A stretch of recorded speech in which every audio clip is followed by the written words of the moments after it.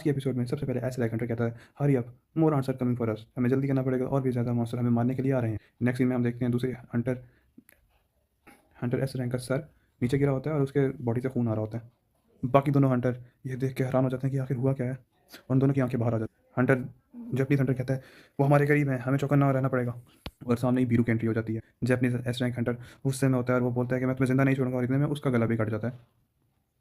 नीचे होता है और उसकी बॉडी ऊपर खड़ी होती है और खून सारा उसकी बॉडी से निकल रहा है। ये देख के तीसरा जापानीज हंटर चिल्लाता है और वो अपनी तलवार निकालता है। तलवार निकाल के वो हमला हमला करने जा ही रहा होता है और उसको नहीं पता होता वो किधर तलवार चला रहा है, क्योंकि उसको कुछ नजर ही नहीं आ रहा होता। और थोड़ी देर बाद हम नेक्स्ट सीन में देखते हैं कि उसका भी गला कटा हुआ है और वो नीचे ज़मीन पर गिरा हुआ है। और इस तरह बीरू ने तीनों हंटर्स को एक ही सेकंड में गिरा आता है, जहाँ पे सारे कोरियन हंटर्स क्वीन को मारने के लिए लड़ाई कर रहे होते हैं। एस रैंक हंटर डॉन वो एक क्वीन के बॉडीगार्ड से लड़े होते हैं। तो ये सारे मॉन्स्टर क्वीन के बॉडीगार्ड्स हैं, इनमें से हर एक एस रैंक के बराबर है। लेकिन आखिर में मॉन्स्टर तो मॉन्स्टर ही होता है। हंटर्स की तरह ये अपना दिमाग का इस्तेमाल नहीं कर सकते लड़ाई के अंदर, और वो अपने तलवार से इस तरह वार करता है। हंटर चाह भी अपनी तलवार से वार कर रही होती है मॉन्स्टर, और वो एक ही झटके में क्वीन के बॉडीगार्ड को मार डालती है। अपनी तेज़ रफ्तार से वो क्वीन के बॉडीगार्ड के दो हाफ टुकड़े कर देती है। काफ़ी देर तक यही हमें लड़ाई दिखती है एस रैंक हंटर्स की और बॉडी क्वीन के बॉडीगार्ड। इनकी बॉडी बहुत ज़्यादा मजबूत है, जितना मैंने सोचा था उससे भी ज़्यादा। क्वीन के बॉडीगार्ड्स बाकी चींटियों से बहुत ही मुख्तलिफ हैं। मैं शुक्र अदा करता हूँ कि ये ज़्यादा नहीं है। एक और एस रैंक हंटर जो कि हीलर होता है, जिसका नाम बाय यूंग यू है, वो कहता है परेशान होने की ज़रूरत नहीं है, मैं तुम सबको हील करता रहूँगा। नेक्स्ट सीन में हमें बी क्यों नज़र आते हैं, जो सबको कह रहे होते हैं कि तुम लोगों को डरने की ज़रूरत नहीं है, अपने लिए बोलो और एक कमज़ोर की तरह एक्टिंग ना करो। बीयू की तरफ एक चींटी आती है और वो उसको आराम से अपने मुक्के से मार डालता है। उसके बाद वो कहता है कि तुम अगर उनको मार भी दोगे तो वो कुछ टाइम के लिए जिंदा रहेंगे, तुम लोग को उनके बाजू और उनका सर काटना होगा, ये अच्छा रहेगा। आगे वो बोलते हैं कि यहाँ पे कोई नहीं है, लेकिन उसके बॉडीगार्ड सारे यहीं थे। ऐसा लगता है कि ये बॉडीगार्ड पुरानी जनरेशन से हैं। मुझे लगता है मेरा ये तुक्का है, लेकिन उन लोगों को सबको निकाल दिया गया क्योंकि ये पहली जनरेशन की चींटियों में से। इसका मतलब है कि दूसरी जनरेशन की चींटियाँ अभी भी हमारा इंतजार कर रही होंगी। उसके बाद हंटर हीलर कहते हैं तो हमें उसके लिए तैयार रहना पड़ेगा। नेक्स्ट सीन में देखते हैं कि सारे हंटर एकदम हंटर 4 और बाकी एस रैंक हंटर परेशान हो जाते हैं और उनको कुछ महसूस होता है, कोई कोई ताकतवर शक्ति जो उनके करीब आ रही है। मुझे ऐसा महसूस हुआ जैसे कोई नई ताकत मेरी बॉडी के अंदर से गुजर रही है। आगे देखते हैं कि बहुत ज़्यादा चींटियाँ उन पे हमला करती है और वो कहते हैं कि क्यों ना हम एक 10 चींटियों को मारें। उसके बाद एक कहता है कि मैं मेरे पास ए रैंक स्किल है और मैं एक दो को तो मार ही डालूंगा। योनू कहते हैं कि तुम्हें वाकई लगता है कि मैं एक हीलर पर डिपेंड करूंगा? तुम जो हमें ताकत दे रहे हो हमारे लिए वही काफ़ी है, तुम अपना काम करो, पीछे खड़े रहो, ये हम पे छोड़ दो। मुझे यकीन नहीं हो रहा कि हम लोग टीम चार्ली की तरफ जा रहे हैं, जिनसे हमारा राब्ता खत्म हो गया है। वो किस चीज़ पे हैं? बाकी जैपनीज हंटर ये कहते हुए जा रहे होते हैं, हे रुको आहिस्ता हो, क्या ये वही जगह है जहाँ पे वो थे?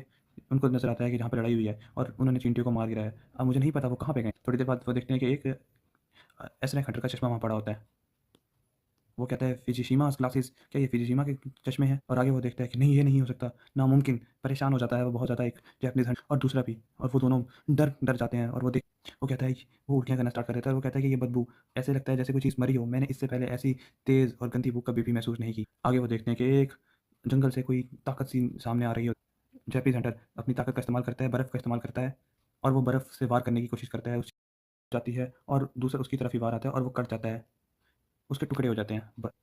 आगे हम देखते हैं दोबारा से हमें डंजन का सीन नज़र आता है। हाँ, जहाँ पे एस्ट्रैक कोरियन एस्ट्रैक हंटर कहते हैं कि हमने बहुत ज़्यादा अपना टाइम इन पे ही लगा दिया है। दूसरे कहते हैं नहीं, हमें ज़्यादा टाइम नहीं लगा है, हमें सिर्फ 5 मिनट ही लगे हैं, इनको मारने में हम लोगों ने बहुत तेज़ काम किया है। इतने ही वक्त में उसने मेरे से ज़्यादा 2 गुना ज़्यादा बीस्ट को मार गिराया है। उधर आप वो सारे आपस में बात कर रहे थे कि हमें तकरीबन 15 मिनट लगे हैं इन सबको मारने में और हमारे पास जाने के लिए 30 मिनट बाकी हैं टोटल। गैंग कहता है कि हमें फिगर आउट करना पड़ेगा कि किस तरह हम इस रेट को कंप्लीट कैसे कर सकते हैं। आगे हंटर चाह महसूस करती है कि उसको क्वीन की स्मेल आ रही है और वो कहती है कि ये ज़रूर क्वीन ही होगी जो कि अपने बॉडीगार्ड के साथ है। ये उन्हें कहते हैं रुको मैं ज़रा देखता हूँ। वो आगे देखते हैं तो उनको क्वीन नज़र आती है। क्वीन पीछे है और उसके 8 बॉडीगार्ड्स उसके सामने खड़े हुए हैं। वो कहते हैं कि जो रॉयल गार्ड्स हैं उसके वो भी एस रैंक हंटर के बराबर हैं, लेकिन हम उनको मार सकते हैं। मैं उनका ध्यान भटकाता हूँ और तुम लोग सारे उसको मार दो ताकि हमें और ज़्यादा से ज़्यादा टाइम मिल सके।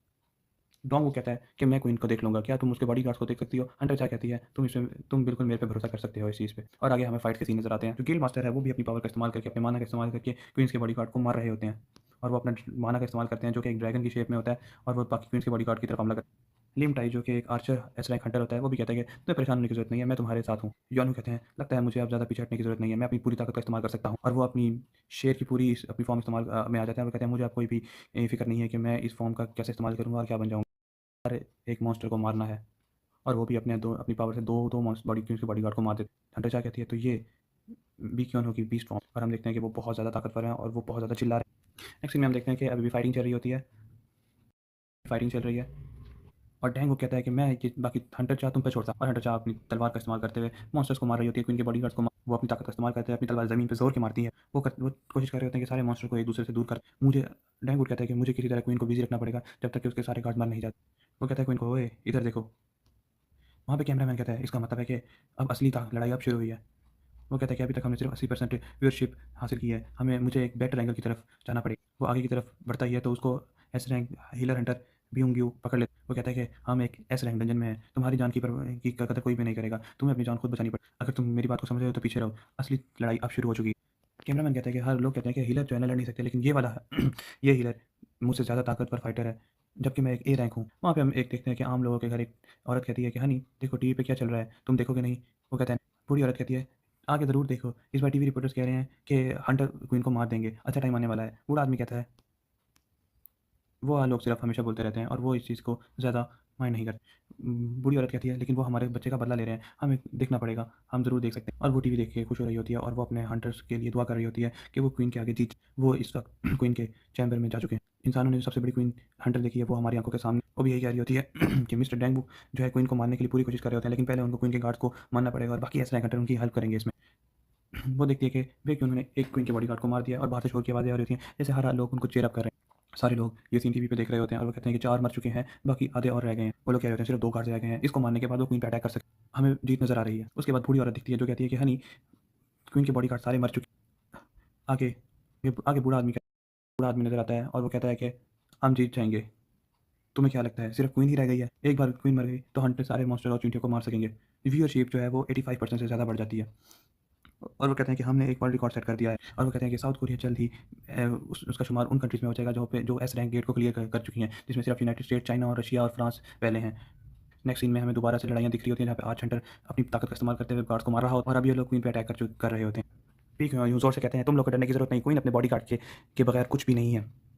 और इतने में वो सारे हंटर क्वीन को एक बार अटैक करते हैं और इस तरह क्वीन मरने वाली होती है। वो सारे हंटर अपनी पावर का इस्तेमाल करते हैं और उस क्वीन पे वार कर रहे होते हैं और हीलर हंटर उनको हील कर रहा होता है। वो कहता है तुम्हें उसकी तरफ निशाना बना के हमला करना चाहिए। कोइन कोशिश करती है कि वो उसके हीलर पे अटैक करे, लेकिन वहीं डैंग वो आके क्या कहते हैं मैं अपने हीलर पे तुम्हें अटैक इतने आसानी से नहीं करने दूंगा। वहाँ पे गिल मास्टर कहते हैं तुम सब पीछे रहो और वो अपनी ताकत का इस्तेमाल करते हुए क्वीन की तरफ हमला करते हैं।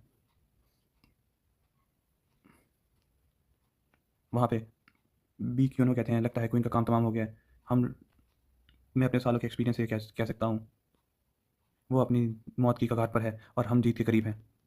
लेकिन अचानक उसके बाद ज़ोर से शोर आता है हमें, जिसमें क्वीन बहुत ज़ोर के चिल्लाती है और वो कहते हैं ये क्या था? अ रोर फॉर डेथ क्राई, मौत से पहले की चीख। मुझे लगता है कोई ये कुछ और है, जैसे वो मदद के लिए पुकार रही हो किसी को। वहीं पे एसोसिएशन वाले कहते हैं मिस्टर गोटो, आंच ने अपना रास्ता तब्दील कर लिया और वो टनल की तरफ जा रहे हैं। गोटो कहता है जेमी सिग्नल काम नहीं करे, इसका क्या मतलब है? ये इस दुनिया पे आखिर हो क्या रहा है? नेक्स्ट सीन में चाह हंटर अपनी तलवार से वार करते हुए क्वीन के सर में वार करती है और उसका गला काट देती है और अब ये काम खत्म हुआ। वो लोग कहते हैं क्या हम सातवीं टीम बन चुके हैं जिसने एस रैंक गेट को मुकम्मल किया है? लेकिन अचानक से कहते हैं रुको ज़रा, मुझे लग रहा है जैसे कुछ गलत हो रहा है। मुझे पता लगा है कि सारी चींटियां हमारी तरफ आ रही हैं, हमें यहाँ से निकलना पड़ेगा। डैंग वो कहता है कि क्या, लेकिन हमारे पास अभी भी टाइम बचा है, क्या जापानीज टीम इन चींटियों का खात्मा नहीं कर पाई 1 घंटे में? डैंगो कहता है कि मुझे ज़्यादातर डिटेल का नहीं पता, लेकिन मुझे एसोसिएशन ने यही बताया है। वहीं पे गिल मास्टर कहता है लगता है मेरा बनाया हुआ कवच टूट चुका है। और अचानक से उन सबको एक अजीब सी शक्ति महसूस होती है और एक अचानक से उनको एक शक्ति महसूस होती है और कोई अंदर डंजन के अंदर कदम रखता है। पी कोनियो कहते हैं ये मेरी समझ से बिल्कुल बाहर है और इस सीन में बीरू की एंट्री अंदर डंजन की होती है। चिल्लाता है। पी क्यों कहते हैं आखिर कैसे कैसे, और एक चीख पूरे पहाड़ के बाहर निकलती है। हंटर चाह वहीं अपने मुंह पे हाथ रख के नीचे गिर जाती है, उसकी जैसे उसको बहुत ही कोई गंदी बू आई हो। और यहाँ पे हमें बीरू नजर आता है जो कि अंदर चल रहा है। हंटर चाह कहती है इतनी ज़्यादा ताकत, मुझे यकीन नहीं हो रहा, ये एक आम मॉन्स्टर नहीं है। सारे हंटर डर जाते हैं और वो कहते हैं कि हम इसके सामने नहीं खड़े हो सकते, हम इस चीज़ को नहीं हरा सकते। डैंग वो के साथ से वो बीरू चल के जाता है और वो वहीं खड़े के खड़े रह जाते हैं जैसे उनकी टांगें सुन्न हो चुकी हैं।